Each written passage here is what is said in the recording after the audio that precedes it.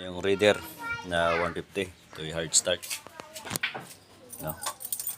Yan. So siya na sa full start natin. Ayan o. Wala. Ito lang yung starter niya. Okay yung starter. Dito yung starter niya. Motor. Ayan. Ayan. So ibig sabihin tumuturog lang guys. Ayan. So ito bubuksan natin guys. Itong starter. Tatanggal natin to guys. Tingnan natin baka yung problema ito ay carbon brush sa ating reader 150. Pinagawa sa atin guys. Ito sa aking shop. Natin.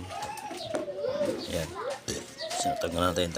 Tanggal yung bolt nyo guys. So basic lang naman yan guys. Tanggal. So yan guys. Okay pa yung carbon brush nya. So linisan lang ito. Tapos dito yan. Tapos kanyang wire. You know. Linisan na ito guys. Baka na loose connection lang ito guys. Gumawa tayo ng DIY yan. Maglalagay natin carbon brush yan. So naging ng alambre yan guys, isa-isa. Tapos bubunutin natin mamaya guys paglagay natin kanyang amateur. Ito ang amateur niya guys oh.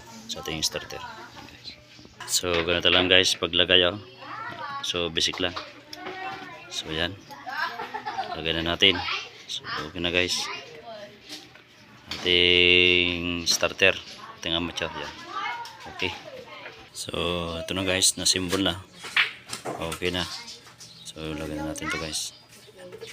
So yun guys, nalagay natin ating starter. Yan. Okay na. So yan guys, so natin. Yan guys oh. Start na siguro to guys. So talagang itong original ng battery para kaya na pa-start. Yan. So natin. Nalisan natin kanyang starter. Okay naman. Yung start relay. Bago na ito guys. Ito.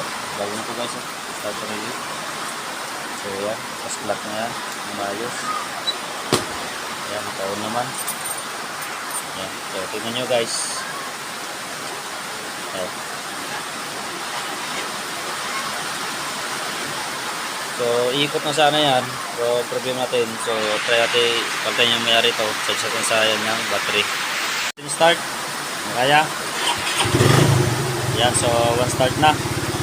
Ibig sabihin ang ating battery ang problema ito guys. So yan. Okay naman. So naka-charge na kasi yung battery natin guys. Sa mga talaga yung battery niya ito ang ating reader na 150 sa kanya. So yun guys. Talaga nakagawa ng ayos sa ating reader 150. So maraming salamat po sa